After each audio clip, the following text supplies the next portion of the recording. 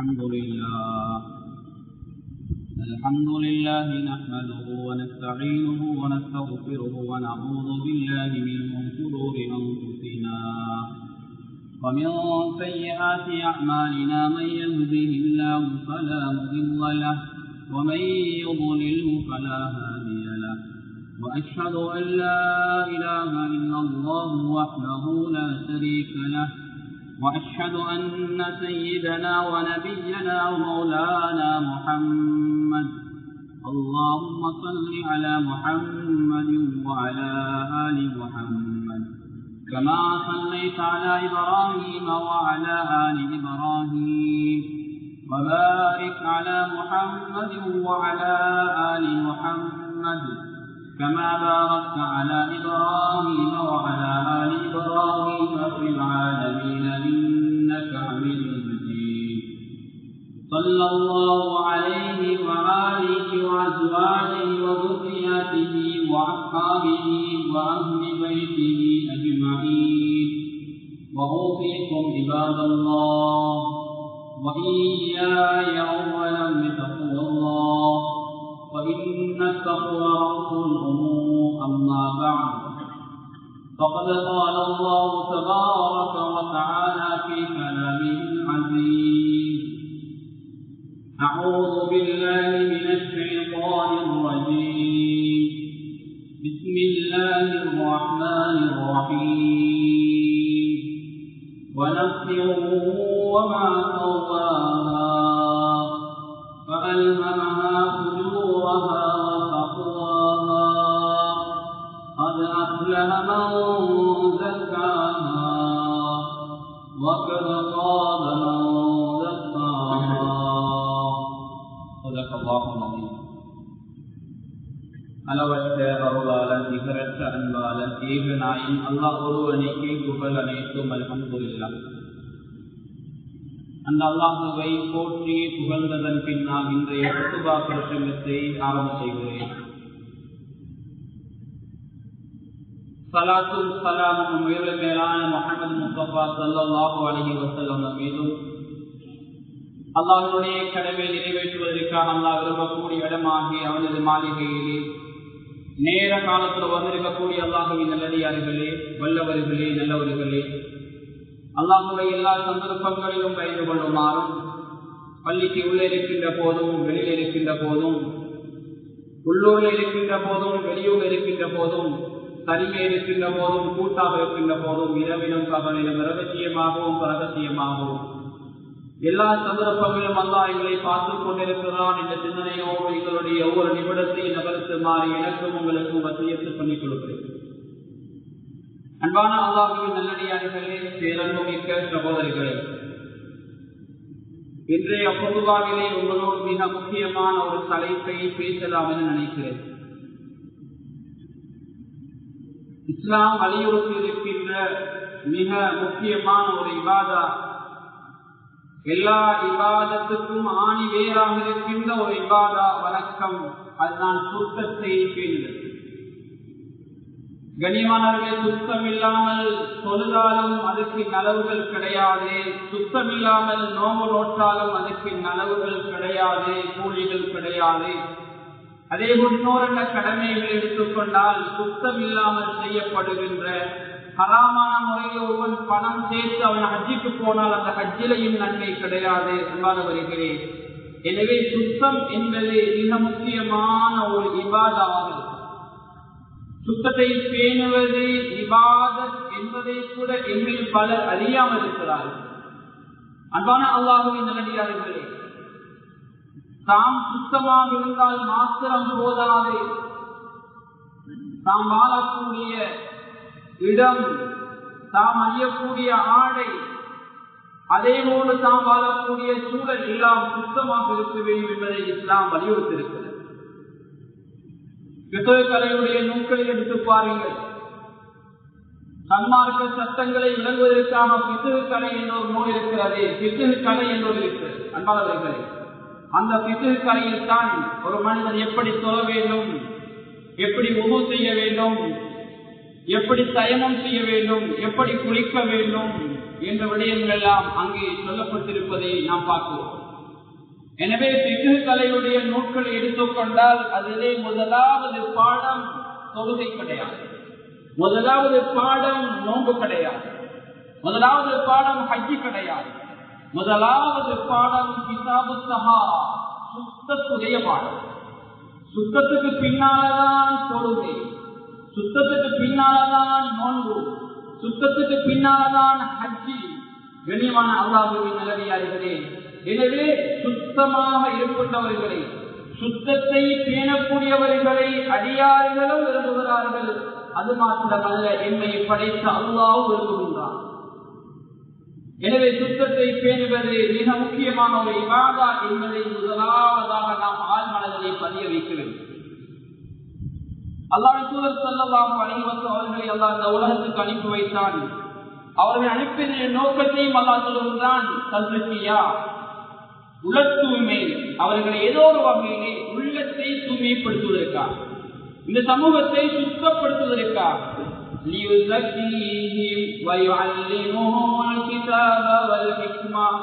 நபியே நாயகமே உங்களை இந்த உலகத்திற்கு அனுப்பியது அவர்களை நீங்கள் சுத்தப்படுத்துவதற்காக, இந்த மார்க்கத்தை, இந்த குர்ஆனை கற்றுக் கொடுப்பதற்காக என்பதாக அல்லாஹ்வின் தூதர் ஸல்லல்லாஹு அலைஹி வஸல்லம் வருகையுடைய நோக்கத்தை அல்லாஹ் விளக்கப்படுத்துகிறார்.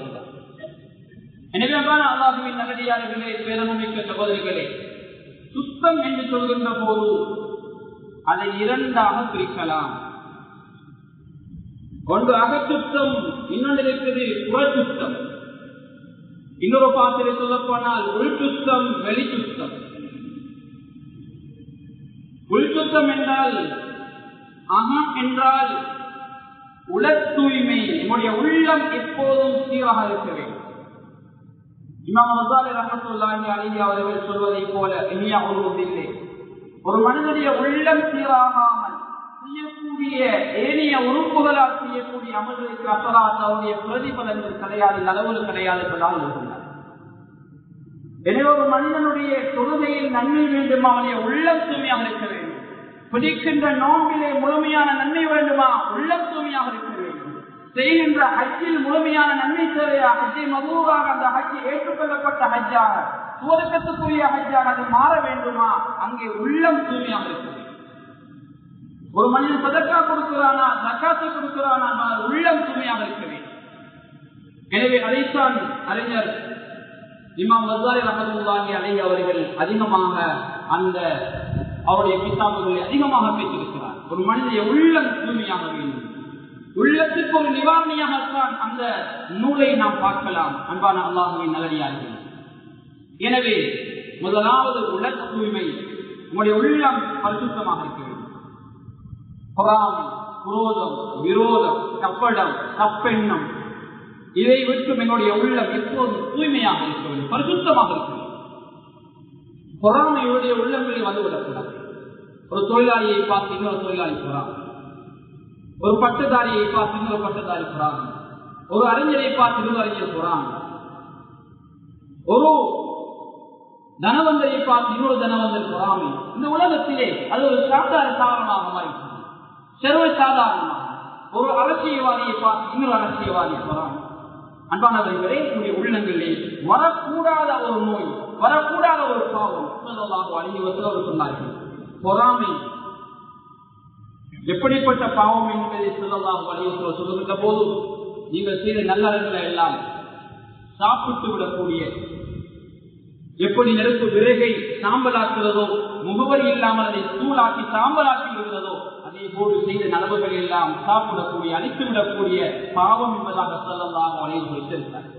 எனவே உள்ளம் எப்போதும் பரிசுத்தமாக வைத்துக் கொள்வோம், தூய்மையாக வைத்துக் கொள்வோம். நல்ல குணங்களை அணிவோம், தீய குணங்களை களைவோம்.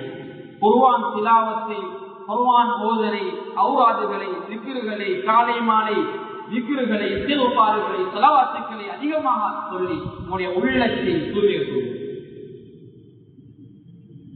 திக்ரே லிசான், திக்ரே கல்வி என்று இரண்டு வகை இருக்கிறது. நாவால் தான் திக்ரு செய்கிறோம், இன்னொன்று இருக்கிறது கல்வியுடைய திக்ர். அன்பானவர்களே, நம்முடைய நாவால் செய்யக்கூடிய அந்த திக்ருகள் நம்முடைய கல்வியை பிரதிபலிக்க வேண்டும்.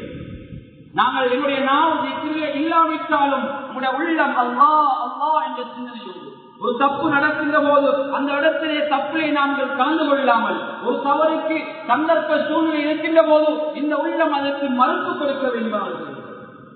எனவே எப்போதும் நம்முடைய உள்ளம் ஆன்மா பரிசுத்தமாக இருக்க வேண்டும். முதலாவது பகுதி தஸ்கியத்துன் நஃப்ஸ் என்று நாம் சொல்வோம். எங்களுடைய ஆன்மாவை பரிசுத்தமாக வைத்துக் கொள்வோம், உள்ளத்தை பரிசுத்தமாக வைத்துக் கொள்வோம். அல்லாஹ் தஆலா பரிசுத்த அல் குர்ஆனிலே பல இடங்களில் இந்த உள்ள தூய்மையை பற்றி பேசியிருக்கிறார். ஒரு மனித உள்ளம் தூய்மையாக இருக்க வேண்டும் என்பதை பேசியிருக்கிறார். ஒரு இடத்தில் அல்லாஹ் சொல்லுகின்ற போது பல சத்தியங்களுக்கு அப்பால் ஒரு வெற்றியையும் ஒரு தோல்வியையும் அல்லாஹ் சொல்லுகின்றார். நப்சின் மீதும் அந்த நப்சை செவ்வையாக்கிய அந்த அல்லாஹ்வின் சத்தியமாக என்று அல்லாஹ் பல சத்தியங்களுக்கு அப்பால், அதற்கு முன்னாலும் பல சத்தியங்களை எல்லாம் சொல்லிவிட்டு ஒரு வெற்றியையும் ஒரு தோல்வியும் அல்லாஹ் சொல்லுகிறார். அந்த ஆன்மாவுக்கு அந்த நப்சுக்கு நல்லதை நல்லதாக, இது கெட்டது என்பதை கெட்டதாக அறியக்கூடிய ஆற்றலை திறனை அல்லாஹ் தான் கொடுத்தான் என்று அல்லாஹ் சொல்லிவிட்டு, அது யார் இந்த ஆன்மாவை, யார் இந்த உள்ளத்தை பரிசுத்தமாக வைத்தார்களோ, யார் இந்த உள்ளத்திலே கபடம், விரோதம், குரோதம், பொறாமை, தப்பெண்ணம், மற்றவரை பற்றிய ஏளனம் இல்லாமல் இந்த உள்ளத்தை பரிசுத்தமாக வைத்தார்களோ திறனாக அவர்கள் வெற்றி பெற்று விட்டார்கள். உள்ளத்தை தூய்மையாக்கியவர்கள் திறனாக அவர் வெற்றி பெற்று விட்டார்கள் என்று குர்ஆன் சொல்கிறது. அடுத்து அல்லாஹ் சொல்கிறார், இது உள்ளத்தினுடைய முதல் வெற்றி. அதே ஒரு உள்ளத்தினுடைய தோல்வியையும் அல்லாஹ் சொல்லுகின்றார்.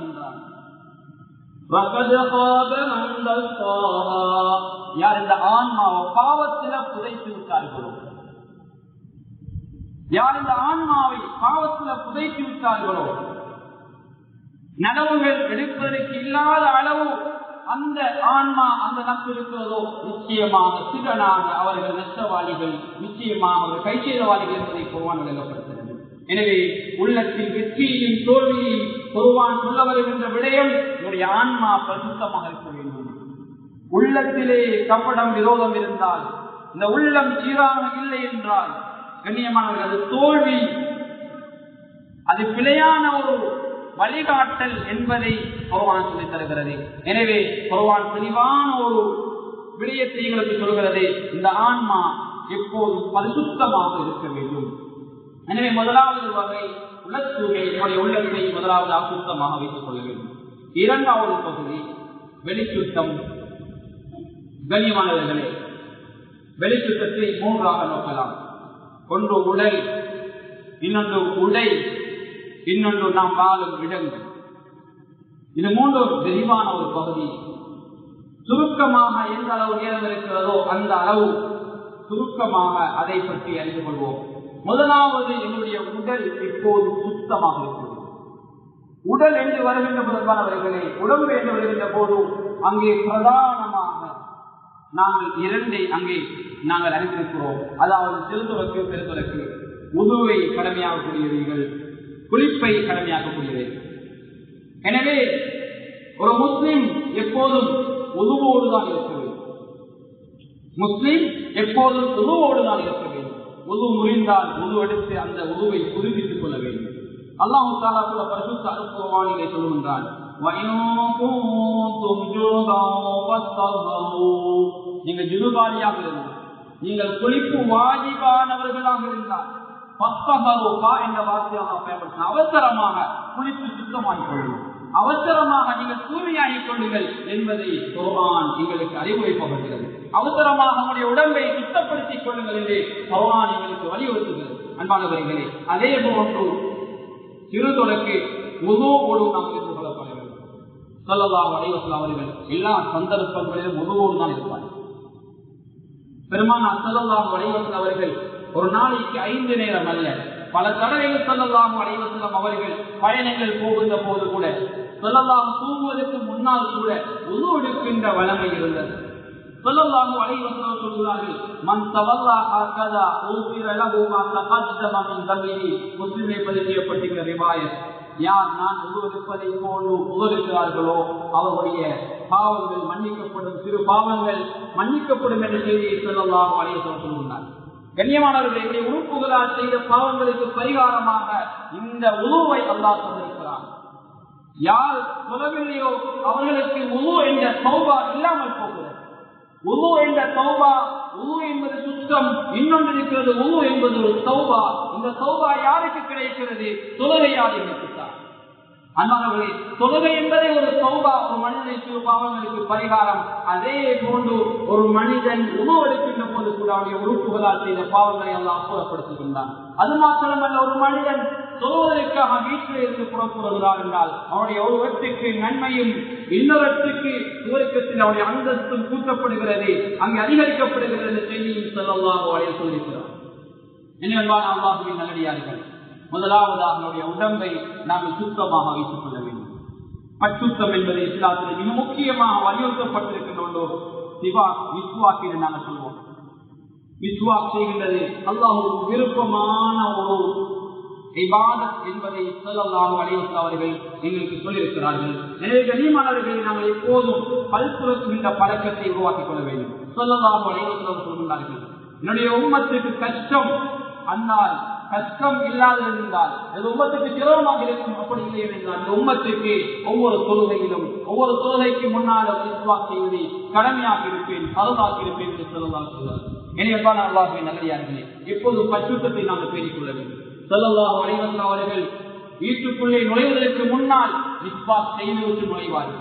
ஆயிஷா ரலியல்லாஹு தஆலா அன்ஹா அவர்களிடத்திலே கேட்கின்ற போது ஆயிஷா ரலியல்லாஹு தஆலா அன்ஹா அவர்கள் சொல்கிறார்கள், பெருமானார் ஸல்லல்லாஹு அலைஹி வஸல்லம் அவர்கள் வீட்டுக்குள் நுழைவதற்கு முன்னால் முதலாவதாக அவர் செய்கின்ற வேலை விஸ்வாஸ் செய்கின்ற அந்த சுத்தத்தை பேணிவிட்டு தான் ஸல்லல்லாஹு அலைஹி வஸல்லம் வீட்டுக்குள் நுழைவார்கள் என்பதாக ஆயிஷா ரலியல்லாஹு தஆலா அன்ஹா அவர்கள் சொல்கிறார்கள். எனவே அல்லாஹ்வின் நல்லடியார்களே, நாம் எப்போதும் பச்சுத்தத்தையும் நம்முடைய உடம்புகளுடைய சுத்தத்தையும் பேணிக்கொள்ள வேண்டும். ஸல்லல்லாஹு அலைஹி வஸல்லம் சொன்னார்கள், இயற்கை மரபுகள் 5 என்றார்கள். முதலாவது ஹத்னா செய்வது, இரண்டாவது மர்மத்தான முடிகளை களைவது, மூன்றாவது அக்கள் முடியை களைவது, நாலாவது நகங்களை வெட்டுவது, ஐந்தாவது மீசையை கத்தரிப்பது. இந்த 5 விடயங்களில் முஸ்லிமிலே பதிவு செய்யப்பட்டிருக்கிற ரிவாயத். முதலாவது விடயம் ஹத்னா என்பது வாழ்க்கையிலே ஒரு தடவை ஹத்னா. ஏனைய 4 விடயங்கள் மர்மத்தான முடிகள், மறைவான முடிகளை களைவது, அக்குள் முடியை களைவது, அதே போன்று நகங்களை வெட்டுவது, அதே போன்று மீசையை கத்தரிப்பது, இந்த 4 விடயங்களையும் 40 நாளைக்கு மேலே விட்டு வைக்கக்கூடாது. அதற்குள்ளே அதை சுத்தமாக்கிக் கொள்ள வேண்டும். சிலருடைய உடம்பை பொறுத்து அது வேகமாக வளரும். சிலர் வாராந்தம், சிலர் வாரத்துக்கு 2 முறையில் கூட சுத்தம் செய்ய வேண்டிய நிலைமை ஏற்படும். அன்பான அல்லாஹ்வின் நல்லடியார்களே, இதை நாம் பேணிக் கொள்ள வேண்டும்.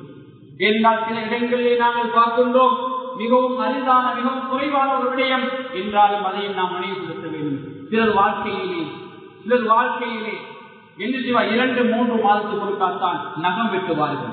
இன்னும் சிலரை சமூகத்திலே பார்க்கிறோம், அவருடைய ஜனாசாக்களிலே அங்கே மறைவான உறுப்பு, அங்கே முடிகள் அமர்த்தப்படாத நிலைமையே பல மாதங்களாக இருக்கின்ற நிலைமையும் சிலருக்கு இருக்கிறது மாணவர்களே. எனவே நாம் வாழுகின்ற போது பிறருக்கு துன்பம் கொடுக்காமல், பிறருடைய குறைகளை கதைக்காத அளவுக்கு இந்த உலகத்திலே வாழ்ந்து இறுதி முடிவை நல்ல முடிவாக நாம் ஆக்கிக்கொள்ள முயற்சி எடுக்க வேண்டும். எனவே அல்லாஹ்வின் நல்லடியார்களே, எப்போது இந்த சுத்தங்களை பேணுகின்ற போது நிச்சயமாக அல்லாஹ்வுடைய வாழ்க்கையை வளர்க்க தருவான். அதாவது ஆள்கொள்ளி நோய்கள், விஷக்கிருமிகள், உங்களுடைய நோய்கள் ஏற்படுத்தாமல் இந்த உடம்புகளை அல்லாஹ் பாதுகாப்பான். எனவே இந்த சுத்தங்களை பேணிக் கொள்ள வேண்டும். இன்னும் ஸல்லல்லாஹு அலைஹி வஸல்லம் அவர்கள் சொல்லுகின்ற ஒரு செய்தியை பாருங்கள். இந்த ஹதீஸ் புகாரி முஸ்லிமிலே பதிவு செய்யப்பட்டிருக்கிறது. பெருமானார் ஸல்லல்லாஹு அலைஹி வஸல்லம் அவர்கள் ஒரு ஜனாசாவுக்கு பக்கத்திலே சொல்கின்றார்கள். கண்ணியமானவர்களே, அந்த ஜனாசா அங்கே வேதனை செய்யப்படுகிறது. ஸல்லல்லாஹு அலைஹி வஸல்லம் அவர்கள் சொன்னார்கள், அந்த ஜனாசா எதற்காக வேதனை செய்யப்படுகிறது சஹாபாக்களுக்கு விளங்கப்படுத்துகின்ற போது, ஒரு கபராளி அவர் கோல் புறம் சொல்லி திரிந்தவர், மற்றொருடைய மானங்களில் விளையாடியவர். அதனால் அவருக்கு இந்த உலகத்திலே அவருக்கு நிம்மதி கிடையாது. மற்றவர்களை பற்றி பேசி திரிந்த ஒருவர், மற்றவருடைய குறைகளை தேடுவதுதான் இந்த உலகத்திலே பூமிக்கு மேலான வேலை. அங்கே பூமிக்கு கீழால் சென்றதற்கு பின்னாலும் கபருக்குள்ளேயும் அல்லாஹ் அவர் செய்த அந்த செயலை வைத்து அந்த அடியானை கண்டித்துக் கொண்டிருக்கிறான். அந்த வேதனை எனக்கு காட்டப்படுகிறது என்றார். இன்னும் ஒரு மனிதரை ஸல்லல்லாஹு அலைஹி வஸல்லம் தயார்படுத்தினார்கள். அந்த கபரால் வேதனை செய்யப்படுகிறது பெரும் பெரும் பாவங்களுக்காக அல்ல, சிறுநீர் கழித்துவிட்டு சுத்தம் செய்யாத வந்த ஒரே ஒரு காரணத்திற்காக. அன்பான அல்லாஹ்வின் நல்லடியார்களே, எம்மில் பலர் இதையோ பாவம் என்று கூட கருதுவதில்லை. கபரிலே வேதனையை தரக்கூடிய ஒரு செயல் பாவம் என்று கூட பலர் கருதுவதில்லை. எனவே இனி வரக்கூடிய காலங்களாவது இதை நாங்கள் பேணிக்கொள்ள வேண்டுமாறும். எனவே இந்த முதல் பகுதியிலே மிகவும் அதிகமாக கவனம் செலுத்த வேண்டும். உங்களுடைய உடம்பை எந்த அளவு சுத்தமாக வைத்திருக்கிறோமோ, ஒரு நாளைக்கு ஒரு முறை அல்ல 2 முறை குளிக்க முடியுமா இருந்தாலும் அது ஒரு பெரிய விடயம். சிலர் என்ன செய்வார்கள், வாரத்தில் ஒரு முறை தான் குளிக்கின்றவர்களும் எங்கள் சமூகத்திலே இல்லாமல் இல்லை. அன்பானவர்களே, அப்படியான விடயங்கள் எங்கள் வாழ்விலே நோயை ஏற்படுத்தும். சிலர் ஒரு ஆடையை 4-5 நாட்களுக்கு மேலே உடுக்கின்ற பழக்கம் இல்லாமல் இல்லை. என்பார்களே, எதை சொல்லுவேன் என்றால் இஸ்லாம் அந்த அளவு சுத்தத்தை வலியுறுத்தியிருக்கிறார். இன்றைய விஞ்ஞானத்தை நீங்கள் புரட்டி பார்த்தால் உங்களுக்கு தெரியும். இன்றைய விஞ்ஞானம் சொல்லுகின்ற எத்தனையோ கூற்றுகளை எல்லாம் இஸ்லாம் எத்தனையோ வருடங்களுக்கு பின்னால் எங்களுக்கு சொல்லித் தந்திருக்கிறது என்பதை நானும் நீங்களும் அறிந்து அதை அறியாதவர்களாக, அறிந்தும் அதை செயற்படுத்தாதவர்களாக, அதை தெரிந்தும் அதை வாழ்விலே உதாரணம் செய்யக்கூடியவர்களாக நாம் வாழ்ந்து கொண்டிருப்போம் என்றால் நிச்சயமாக நாமே என்னை கொலை செய்வதற்கு சமனாக இருக்கிறது. இஸ்லாம் சுத்தத்தை வலியுறுத்தியிருக்கிறது. சுத்தத்தை பேணாது இருந்தால் ஒரு மனிதனுடைய ஆயுளை அங்கே குறைவு ஏற்பட வாய்ப்பிருக்கிறது. எனவே அல்லாஹ்வின் நல்லடியார்களே, எனவே முதலாவது பகுதி, இப்போது உங்களுடைய உடம்பை நாங்கள் சுத்தமாக வைத்திருக்க வேண்டும். இரண்டாவது பகுதி, எங்களுடைய ஆடை, நான் உடுக்கக்கூடிய அந்த துணிமணிகள் இவை சுத்தமாக இருக்க வேண்டும், அவுரத்தை மறைக்கக்கூடியதாக இருக்க வேண்டும். சிலர் உடுக்கக்கூடிய ஆடைகளை பார்த்தால் சுஜூது ருகூக்கு சென்று விட்டால் அவருடைய மறைவான இடங்கள் கூட வெளியாகின்ற அளவுக்கு, பிறருடைய தொழுகையை கூட பாத்திலாகின்ற அளவுக்கு அவர்கள் இந்த விவாதத்தை செய்யக்கூடிய மனிதர்களாக மாறிக்கிறார். மற்றவருடைய கவனங்கள் ஈர்க்கக்கூடிய வகையிலே பல கலர்கள், பல வர்ணங்கள் தீட்டிய ஆடைகளை அணிந்திருக்கின்ற பலர் எங்கள் சமூகத்தில் இல்லாமல் முடியுமானவர்கள் அல்லாஹ்வை வணங்குவதற்காக மஸ்ஜிதுக்கு வருகின்ற போது எமது சிந்தனைகள் மாறாமல் இருப்பதற்கு, அல்லாஹ்வை வணங்க வருகின்ற அடியாருடைய சிந்தனைகள் மாறாமல் இருப்பதற்காக முடியுமானவர்கள் வெள்ளை ஆடைகளோடு பள்ளிக்கு சமூகம் எடுப்பது மிக மிக ஏற்றமாக இருக்கிறது. அப்படி இல்லை என்றால் மற்றவருடைய கண்களை கவரக்கூடிய வகையிலே, மற்றவருடைய கண்களை ஈர்த்து அவருடைய திசையை, அவருடைய எண்ணங்களை மாற்றக்கூடிய வகையிலே இல்லாத சாதாரணமான கலர் நிறங்களை ஆடை அணிந்து வருவது தவறில்லை என்பானவர்களே. எனவே எதை சொல்கிறேன் என்றால், நாங்கள் சுத்தமாக பள்ளிக்கு வருகிறோம், நாங்கள் எங்களை சுத்தப்படுத்த வருகிறோம், நாங்களும் சுத்தமாகவில்லை, சுத்தமாக வந்த மனிதர்களையும் சுத்தமாக்க விடவில்லை. கண்ணியமானவர்களை அப்படி சென்று விட்டால் பிறருடைய பாவம் தான் எங்களுக்கு வரப்போகிறது. எனவே இந்த விடயத்திலே கூடுதல கவனம் எடுத்துக் கொள்ளுங்கள். அடுத்ததாக கண்ணியமான அல்லாஹ்வின் நல்லடியார்களே, ஆடை சுத்தம் வருகின்ற போது மிக முக்கியமாக கவனிக்க வேண்டிய விடயம், இந்த உலகத்திலே பார்க்கிறோம் பலவிதமான விளைவுகள் சமூகத்தில் ஏற்பட்டுக் கொண்டிருக்கிறது. ஆழ்கொள்ளி நோய், அதே போன்று கிருமிகள், இந்த தொற்று நோய்கள் ஏராளமாக பரவி கொண்டிருக்கின்ற காரணம் பலருக்கு அது தெரியுமானால் அதனை கணக்கில்லாமல் இருக்கிறது. எந்த அளவென்றால் சில வைத்திய ஆபத்தில் இருக்கிறது, ஒருவர் பூசிய சவஸ்காரத்தை கூட இன்னொருவர் பூசக்கூடாது என்று சில சந்தர்ப்பங்களில் சொல்லுவார். ஒருவர் அணியக்கூடிய ஆடைகளை இன்னொருவர் அணியக்கூடாது என்ற சந்தர்ப்பங்களை சொல்லுவார்கள். சில சந்தர்ப்பங்களை யாருமே அணியக்கூடாது, அதை நீங்கள் கிருமி நாசினிகளை செலுத்தி அதை புதைத்து விட வேண்டும் அல்லது அதை எரித்து விட வேண்டும் என்று ஆலோசனை வழங்குவார்கள். கண்ணியமானவர்களே, இதெல்லாம் இஸ்லாம் எப்போதோ இந்த சுத்தத்தை எங்களுக்கு சொல்லித் தந்தது. எனவே இந்த சுத்தங்களை பேணிக் கொள்கின்ற போது அல்லாஹ் தஆலா கூட பரிசுத்த அல் குர்ஆனிலே ஸல்லல்லாஹு அலைஹி வஸல்லம் அவர்களை பார்த்து சொல்கிறான், வஸியாபக ஃபதஹிர், நபியே நாயகமே உங்களுடைய ஆடையை சுத்தமாக வைத்துக் கொள்ளுங்கள் என்பதாக அல்லாஹ் நபி ஸல்லல்லாஹு அலைஹி வஸல்லம் அவர்களுக்கு பணிப்புரை வழங்குகின்றான். ஸல்லல்லாஹு அலைஹி வஸல்லம் அவர்களை அல்லாஹ் ஏவுகின்றான். கண்ணியமானவர்களே, எனவே நாமும் ஆடை சுத்தத்தை பேணிக் கொள்ள வேண்டும். அதே போல் இறுதியான ஒரு பகுதி இருக்கிறது, அது மிக முக்கியமான ஒரு பகுதி. அதைத்தான் மிக விரைவாக பேச வேண்டிய ஒரு பகுதி என்றாலும் நேரத்தை கருத்திலே கொண்டு அதையும் பேசுவதே காலத்தின் தேவையாக இருக்கும் என்று கருதுகின்றேன். முதலாவது எங்களுடைய உடம்பு, இரண்டாவது எங்களுடைய ஆடை, மூன்றாவது நாங்கள் வாழக்கூடிய இடம், சூழல். இது மிக முக்கியமான ஒரு விடயம். நாங்கள் வாழக்கூடிய இடம் என்று சொல்கின்ற போது அது வீடாக இருக்கலாம், வீட்டு தோட்டமாக இருக்கலாம், பயணம் செய்யக்கூடிய தெருக்களாக இருக்கலாம், அல்லது எமது மாணவ மாணவிகள் பிள்ளைகள் படிக்கக்கூடிய பாடசாலையாக இருக்கலாம், அல்லது கல்விக்கூடங்கள் மக்கள் கூடங்களாக இருக்கலாம், அல்லது பாடசாலை மந்தத்துணிகளாக இருக்கலாம், அல்லது டியூஷன் நடத்துகின்ற அந்த கற்பிக்கின்ற இடங்களாக இருக்கலாம், அல்லது எமது தேவைகளுக்காக வந்து போகின்ற பஜார்களாக கடைகளாக இருக்கலாம். கண்ணியமானவர்கள், இந்த எல்லா இடங்களையும் சுத்தமாக வைப்பது எங்களுடைய கடமை என்பதை நாம் ஒவ்வொருவரும் உணர வேண்டும். இன்று சிலர் நினைக்கிறார்கள், நாம் சுத்தமாக இருந்தால், நம்முடைய வீடு சுத்தமாக இருந்தால், நம்முடைய வளவு தோட்டம் சுத்தமாக இருந்தால் போதும், தன்னுடைய பாதைக்கு என்ன நடந்தால் என்ன, தன்னுடைய பாடசாலைக்கு என்ன நடந்தால் என்ன, தன்னுடைய பள்ளிக்கு என்ன நடந்தால் என்ன. கண்ணியமா இப்படி ஒரு அடியான், ஒரு முஸ்லிம் யோசிக்க முடியாது. அன்பானவர்களை ஸல்லல்லாஹு அலைஹி வஸல்லம் சொன்னார்கள், ஈமான் 70க்கு மேற்பட்ட கிளைகளுடையது. அதிலே மேலானது லா இலாஹ இல்லல்லாஹ் முஹம்மது ரசூலுல்லாஹ் ஸல்லல்லாஹு அலைஹி வஸல்லம் கலிமா. இந்த கலிமாவை சொல்லி நாங்கள் இஸ்லாத்துக்குள்ளே வந்திருக்கிறோம். இந்த கலிமாவையும் இந்த உலகத்திலே உள்ள எல்லாவற்றையும் இன்னொரு தட்டிலையும் வைத்தால் இந்த கலிமாவின் கட்டுத்தான் மிகவும் பாரமாக இருக்கும். அப்படி பாரமான கலிமாதான் ஈமானிலே முதல் அந்தஸ்திலே உடையது. ஈமானிலே இறுதியான அந்தஸ்தை ஸல்லல்லாஹு அலைஹி சொன்னார்கள். பாதையிலே மனிதனுக்கு இடையூறு தரக்கூடியவைகளை அகற்றுவது, அதுவும் தர்மம், அதுவும் ஈமானின் ஒரு பகுதி என்பதாக ஸல்லல்லாஹு அலைஹி வஸல்லம் சொன்னார். கண்ணியமான அல்லாஹ்வின் நல்லடியார்களே, நாங்கள் பார்க்கிறோம், சில பாதைகளை மட்டைகள் விழுந்து கிடக்கலாம், யாருமே எடுத்து போட மாட்டார்கள்.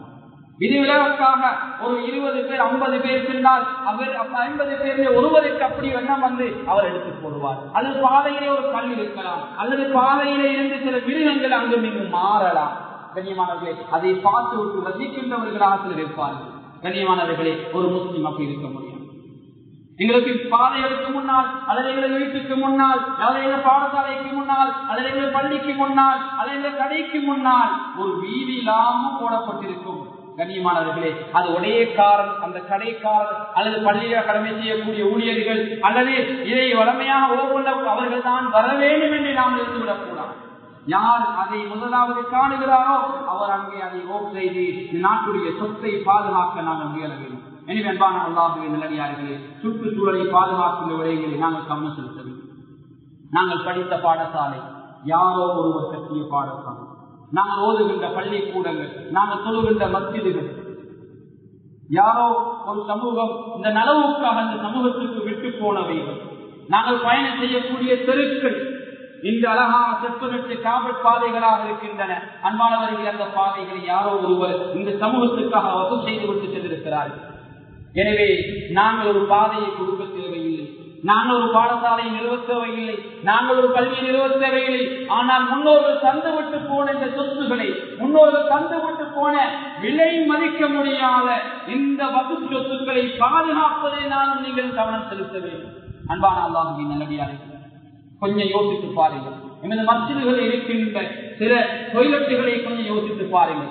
அல்லது பஜாறுகளை பயணம் போகின்ற போது சில பஜாறுகள் இருக்கின்ற மஸ்ஜிதுடைய டொய்லெட்டுகளை கொஞ்சம் யோசித்து பாருங்கள். அதை எத்தனை பேப்பர்கள், எத்தனை செங்கற்கு துண்டுகள், இன்னும் எத்தனையோ பேப்பர்கள், இது யாரு போடுவது? அல்லாஹ்வை சுஜூது செய்ய வரக்கூடிய தொழுகையாளிகள் பயன்படுத்தக்கூடிய இஸ்திஞ்சாவுடைய நிலைமையே இப்படி என்றால், அன்பான அல்லாஹ்வின் நல்லடியார்களே, கொஞ்சம் சிந்தித்து பாருங்கள், யோசித்து பாருங்கள். ஸல்லல்லாஹு அலைஹி வஸல்லம் காலத்தில் ஒரு சம்பவம் நடக்கிறது.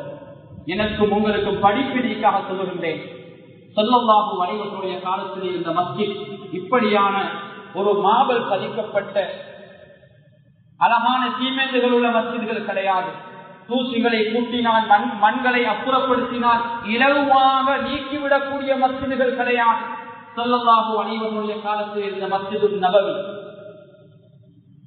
கண்ணியமான அல்லாஹ்வின் இப்போது விசாலமான மஸ்ஜிதாக இருந்தாலும் ஆரம்ப காலத்தில் அந்த மஸ்ஜித் சாதாரணமாக மழை பெய்தால் சீராகக்கூடிய மஸ்ஜித், தொழுதால் நெற்றியிலே மண் படக்கூடிய சேறுபடக்கூடிய அளவுக்குள்ள மஸ்ஜித். அந்த காலத்திலே ஒரு தாய் இரவு நேரத்திலே மௌத்தாகி விடுகிறார். சஹாபாக்கள் என்ன செய்கிறார்கள்? நபிக்கு இரவாக அந்த தாயுடைய ஜனாஸா இறுதி கடமைகளை செய்து அந்த தாயை அடக்கம் செய்து விடுகிறார்கள். ஸல்லல்லாஹு அலைஹி வஸல்லம் அவர்கள் இந்த இரவுடைய நேரம் அவர்களுக்கு அது இடையூறாக இருக்கும், ஸல்லல்லாஹு அலைஹி வஸல்லம் சிரமம் கொடுக்க கூடாது என்பதற்காக அந்த சஹாபாக்கள் நபிக்கு இரவாக தாயுடைய ஜனாஸாவுடைய கடமைகளை முடித்து விட்டார்கள். அப்படியே சுபகுத்துகை ஆகிறது. ஸல்லல்லாஹு அலைஹி வஸல்லம் அவர்கள் மஸ்ஜிதுக்கு வருகிறார்கள். சஹாபாக்கள் அந்த ஜனாசாவுடைய கடமையை முடித்துவிட்டு அவர்களுக்கு தூக்கம் செல்லவில்லை.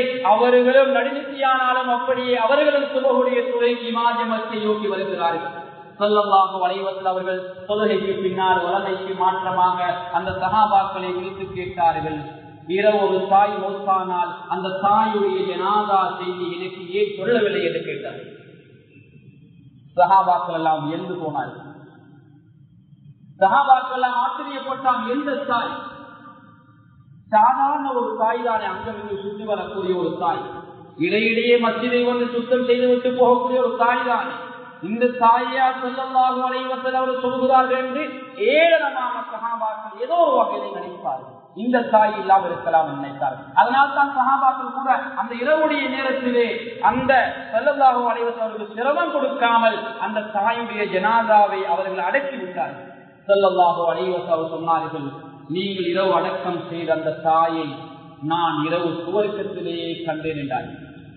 உடனே ஜிப்ரீல் அலைஹிஸ்ஸலாத்து வஸ்ஸலாம் அவர்களிடத்திலே கேட்டேன், இந்த தாய்க்கு இவ்வளவு சிறப்பை இதனால் அல்லாஹ் கொடுத்தார் என்று கேட்டபோது ஸல்லல்லாஹு அலைஹி வஸல்லம் அவர்களுக்கு ஜிப்ரீல் அலைஹிஸ்ஸலாத்து வஸ்ஸலாம் அவர்கள் சொன்னார்கள், அன்னஹா கானத் லதுல்கில் ஸலாத மினல் மஸ்ஜித். இந்த தாய் இருக்கிறாரே, அல்லாஹ்வுடைய மஸ்ஜிதை தொழ வரக்கூடிய, அல்லாஹ்வுடைய மஸ்ஜிதுக்கு தன்னை சுத்தப்படுத்த வரக்கூடிய, தொழுகையாளர்கள் வரக்கூடிய மஸ்ஜிதை அசுத்தமாக்க விடாமல் அதை சுத்தம் செய்யக்கூடிய தாயாக இருந்த காரணத்தால் அல்லாஹ் இந்த தாய்க்கு உடனே சுவர்க்கத்தை கொடுத்திருக்கிறான் என்று ஸல்லல்லாஹு அலைஹி சொல்லிவிட்டு அந்த தாய்க்காக, அதாவது தொழுது அந்த தாய்க்காக பிரார்த்தனையில் ஈடுபட்டார்கள். அல்லாஹ்வின் நல்லடியார்களே, இதை சொல்கிறேன் என்றால், சாதாரணமாக மஸ்ஜிதுக்கு தாய்மார்கள் வந்து போவது மிகவும் குறைவு, மிகவும் அரிது.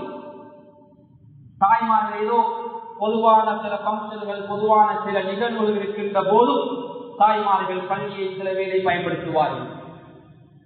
அவர்களுடைய இடமே அவர்கள் வணக்கம் செய்வதை வீட்டில்தான். எனவே அந்த தாய்மார்களுக்கு இப்படி ஒரு சிறப்பை ஸல்லல்லாஹு அலைஹி வஸல்லம் சொல்லியிருக்கிறார். அன்பான அல்லாஹ்வின் நல்லடியார்கள், சுத்தம் என்ற பகுதியை எடுத்துக்கொண்டால் இதில் அதிகமாக சிரமப்படக்கூடியவர்கள் தாய்மார்கள்.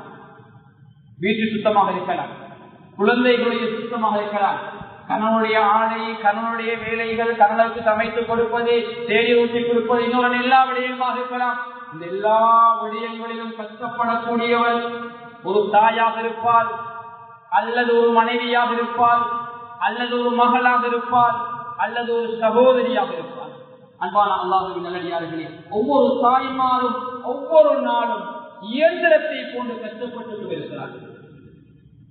நாங்கள் காலையில் எழுந்துவிட்டால் நாங்கள் இருக்கின்ற இடத்துக்கு டீ வரும், வீட்டுடைய லைட்டுகளை ஓப்பன் பண்ண வேண்டும் தாய்மார்கள், வீட்டுக்குள்ளே சுத்தம் செய்ய வேண்டும், கூட்ட வேண்டும், வெளியே சுத்தம் செய்ய வேண்டும், பிள்ளையை நேரத்துக்கு பாடசாலைக்கு அனுப்ப வேண்டும், அந்த ஆடைகளை ஐம்படி கொடுக்க வேண்டும், பிள்ளைகளுக்கு தேவையான தேநீர், காலை சாப்பாடு எல்லாம் செய்து கொடுக்க வேண்டும். கண்ணியமானவர்களை அப்படி அனுப்பிவிட்டால் வீட்டிலே ஒரு சிறு பிள்ளை இருந்தால் சிறுபிள்ளையுடைய துப்புரவு ஏனைய விடயங்களை இந்த தாய் பார்க்க வேண்டும். அன்பான அல்லாஹ், இப்படி தாயுடைய தியாகம் என்பது அலாதுதான். அதனால் தான் ஸல்லல்லாஹு அலைஹி வஸல்லம் சொன்னார்கள், இந்த உலகத்திலே சேர்ந்து வாழ்வதற்கு பொருத்தமான உறவு யார் என்று கேட்டபோது ஸல்லல்லாஹு அலைஹி வஸல்லம் அவர்கள் சொன்ன செய்தி, முதலாவது தாய், இரண்டாவது தாய், மூன்றாவது தாய் என்பார்கள். அதற்கடுத்துதான் தகப்பன் என்றார். அன்பான அல்லாஹ்வின் நல்லடியார்களே, அந்த அளவு தியாகம் செய்யக்கூடியவர்கள் தாய். அதனால் தான் ஸல்லல்லாஹு அலைஹி வஸல்லம் சொன்னார்கள், இந்த உலகத்திலே ஒவ்வொரு நாளும் ஷஹீத் என்ற அந்தஸ்தை அடையக்கூடிய ஒரு நிலைமையிலே உள்ளக்கூடியவர்கள் தாய் தான். இந்த ஹாலிஹா மாதத்து ஷஹீது இன்தல்லாஹ், இந்த ஹாலிஹா மாதத்து ஷஹீது இன்தல்லாஹ். தாய் பிரசவிக்கக்கூடிய சந்தர்ப்பத்திலே, ஒரு குழந்தை இந்த உலகத்திற்கு பிரசவிக்கக்கூடிய சந்தர்ப்பத்திலே மௌத்தானால் தாய் அல்லாஹ்வுடைய ஷஹீத் என்றார்கள் ஸல்லல்லாஹு அலைஹி வஸல்லம். எனவே தாய்மார்கள் இந்த சுத்தம் என்ற விடயத்தில் அதிகமாக கவனம் செலுத்துகின்றார்.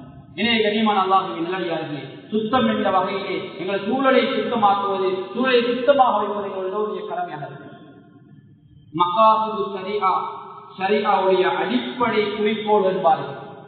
அதிலே ஹிஃபுதுத்தீன், மார்க்கத்தை நாங்கள் பாதுகாக்க வேண்டும். அதே போன்று ஒன்றுதான் மிக முக்கியமாக ஹிஃபுதுன் நஃப்ஸ், அநியாயமாக இருக்கின்ற உயிர்களை பாதுகாக்க வேண்டும். உயிர்களை பாதுகாப்பதென்றால், மனித உயிர்களை பாதுகாப்பதென்றால் வெறுமனை பாதுகாக்க முடியாது, சூழலை பாதுகாக்க வேண்டும். ஆட்கொலை நோய்களில் இருந்து இந்த சூழலை விடுவிக்க வேண்டும். தொற்று நோய்கள் பரவாமல் பாதுகாக்க வேண்டும். தண்ணீர் தேங்கி நிற்கக்கூடிய இடங்களை சுத்தமாக்க வேண்டும். கிருமிகள் பரவக்கூடிய இடங்களை உருவாக்காமல் சுத்தமாக்க வேண்டும். எனவே கண்ணியமான அல்லாஹ்வின் நல்லடியார்களே, இந்த சுத்தம் என்ற பகுதியில் மிக முக்கியமாக இறக்கின்ற ஆன்மாக்களை, இறக்கின்ற உயிர்களை பாதுகாக்க வேண்டும் என்றால் இந்த சுற்றுச்சூழலை நாங்கள் சுத்தமாக வைத்திருக்க வேண்டும். எங்களுக்கு தெரியும், இங்கு சில பகுதிகளில் டெங்கு நோயாளர்கள் அடையாளம் காணப்பட்டு வைத்தியம் நடந்து கொண்டிருக்கின்ற ஒரு சூழ்நிலையில் தான் இன்று இலங்கையிலே ஆங்காங்கே மழை பெய்து கொண்டிருக்கின்ற சூழ்நிலை.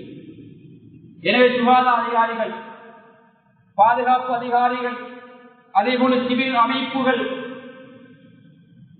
இவர்கள் எல்லாம் அவருடைய கடமைகளை செய்து கொண்டிருக்கிறார்கள். எமக்கு அதிலே கடமையில்லை, பொறுப்பில்லை என்று நாம் இருக்காமல், நாங்கள் அதை பார்த்து ஒரு பார்வையாளராக இல்லாமல் நாங்களும் அதிலே போராளிகளாக, நாங்களும் அதிலே கஷ்டப்பட்டு ஒரு பங்காளாக மாறிக்கொள்ள வேண்டும். எனவே அன்பான அல்லாஹ்வின் நல்லடியார்களே, சுற்றுச்சூழலை பாதுகாக்கிற விடயத்தில் அதிகமாக கவனம் செலுத்த வேண்டும். அதில் குறிப்பாக நாங்கள் சொல்லக்கூடிய மஸ்ஜித், இந்த மஸ்ஜிதை சுத்தம் செய்வது, மஸ்ஜிதை அழகாக வைத்திருப்பது மஸ்ஜிதுடைய ஊழியருடைய கடமை மாத்திரம் கிடையாது. இந்த மஸ்ஜிதுக்கு வந்து போகக்கூடிய ஒவ்வொரு தொழுகையாளருடைய கடமையாக இருக்கிறது. இன்று ஒவ்வொருவரும் கொஞ்சம் யோசித்து பாருங்கள். இந்த உலகத்தை விட்டு நானும் நீங்களும் பிரிகின்ற போது கடைசியாக வரக்கூடிய இடம் இந்த மஸ்ஜித் என்பதை நானும் நீங்கள் மறந்துவிடக் கூடாது. இறுதியாக எங்களை ஜனாதா தொழுவிக்க இந்த முழு ஊரும் சேர்ந்து ஒரு மஸ்ஜிது கொண்டு வருவார்கள். அந்த மஸ்ஜிது தான் எங்களுடைய கடைசி இடமாக இருக்கும். நாங்கள் தொழுதிருந்தால், நாங்கள் தொழுகையாளியாக நல்லவர்களாக அந்த உலகத்தை விட்டு பெறுவோம். தொழுகை இல்லாமல் இருந்தால் பிறர்தான் எங்களுக்கு தொழுகை அனுப்புவார்கள். அன்பான அல்லாஹ்வின் நல்லடியார்களே, எனவே கடைசியாக இருக்கின்ற அந்த பயணமும் தொழுகையோரோ, அதாவது சம்பந்தப்பட்டது மஸ்ஜிதுக்கு வந்துவிட்டு தான் ஆணாக இருக்கட்டும் பெண்ணாக இருக்கட்டும் தொழுகை முடிதலுக்கு பின்னால் தான் இந்த உலகத்துக்கு பிரியாவலை கொடுப்பார்கள். அன்பான அல்லாஹ்வின் நல்லடியார்களே, எனவே இந்த பள்ளியை சுத்தம் செய்கின்ற உடையத்தில் நாம் எல்லோரும் கவனம் செலுத்த வேண்டும். கொஞ்சம் யோசித்து பாருங்கள். எமது வாழ்நாள் ஒரு நாளாவது தொம்புக்கட்டை பிடித்து நான் என்னுடைய மஹல்லாவில் மஸ்ஜிதை கூட்டியிருக்கிறேன். ஒரு நாளாவது நான் சொல்லக்கூடிய மஸ்ஜிதுடைய தொழிலட்டை கழுவிருக்கிறேனா? ஒரு நாளாவது நான் பள்ளியுடைய முற்றத்தை கொத்திருக்கிறேனா? கண்ணியமான சுத்தம் செய்ய தேவையில்லை. 1000 ரூபாய் 2000 ரூபாய் சிறு தொகையாவது குறித்து யாரையாவது காட்டி செய்யலாம்.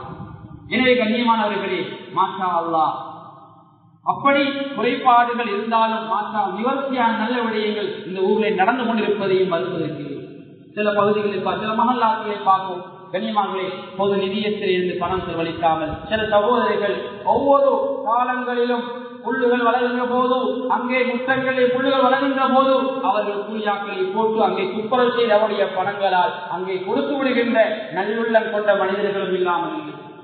மஸ்ஜிதுடைய லைட் பில்லுகளை கட்டக்கூடிய நல்ல மனிதர்களும் இல்லாமல் இல்லை. பாடசாலை என்றால் முன்னின்று செய்யப்படக்கூடியவர்கள், பள்ளி என்றால் முன்னின்று செய்யப்படக்கூடியவர்கள், ஊருடைய விடயம் என்றால், குமரி காரியம் என்றால், ஒரு ஏழை குடும்பம் என்றால் தன்னுடைய செல்வத்தை தன்னுடைய குடும்பத்துக்கு கொடுப்பதை விட இவர்கள் கொடுப்பதுதான் மேலென்று கொடுக்கக்கூடிய சகோதரர்கள் ஏராளம்.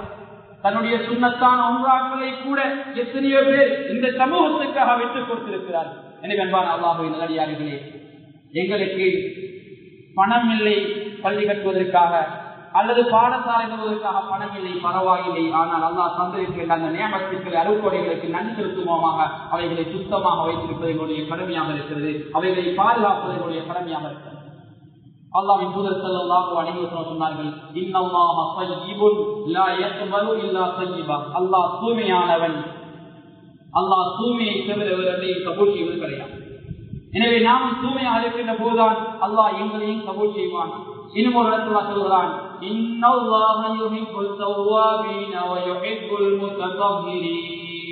நிச்சயமாக அல்லாஹ் தௌபா செய்வர்களையும் சுத்தமாக இருப்பவர்கள் அல்லாஹ் நேசிக்கிறான், விரும்புகிறான். எனவே சுத்தமாக இருப்போம், சுற்றுச்சூழலை எப்போது சுத்தமாக வைத்திருப்போம். எனவே கண்ணியமான அல்லாஹ்வின் நல்லடியார்களே, சுருக்கமாக சில விடயங்களை உங்களுக்கு நான் நினைவுபடுத்தினேன். இதை கவனத்தில் எடுத்துக் கொள்ளுங்கள். எமது ஊரோடு சுத்தத்தை நிறுத்திவிடாது. நாங்கள் பயணம் செல்வோம் அல்லது ட்ரிப்புகள் செல்வோம், போகின்ற இடங்களிலே பொது பூங்காக்கள், பஸ் தரிப்பிடங்கள், பாடசாலைகள், ஓய்வெடுக்கின்ற இடங்கள், ஜூர்கள், இந்த இடங்களிலே மாசுபடுத்தக்கூடாது. அதாவது அழுக்குகளை அங்கே வீசிவிடக் கூடாது, பொதிகளை அங்கு வீசி அவைகளை நாசப்படுத்தி விடக்கூடாது. சில வேளை அவைகளை மிருகங்கள் உண்டுவிட்டு உயிரை கூட மாய்க்கக்கூடிய நிலைமை ஏற்படலாம். எனவே கண்ணியமான அல்லாஹ்வின் அடியார்களே, சுருக்கமாக சுத்தம் சம்பந்தப்பட்ட சில விடயங்களை நினைவுபடுத்தினேன். அதை கவனத்தில் எடுத்து எமது வாழ்வை நிச்சயமாக நாங்கள் மாற்றிக்கொள்வோம். எனவே வல்லவர் அல்லாஹ் சுப்ஹானஹு வ தஆலா இந்த உலகத்திலே வாழுகின்ற போது சுத்தமாக வாழ்ந்து சுத்தத்தை பேணி பெரும் குறிப்பாக உள்ளத்தை எப்போதும் தூய்மையாக வைத்துக் கொள்ளக்கூடிய கூட்டத்தில் இறைவாணி எங்களை சேர்த்துக் கொள்வாயாக. யா அல்லாஹ், எங்களை உனக்கு பொருத்தமானவர்களாக நீ கபூல் செஞ்சு கொள்வாயாக.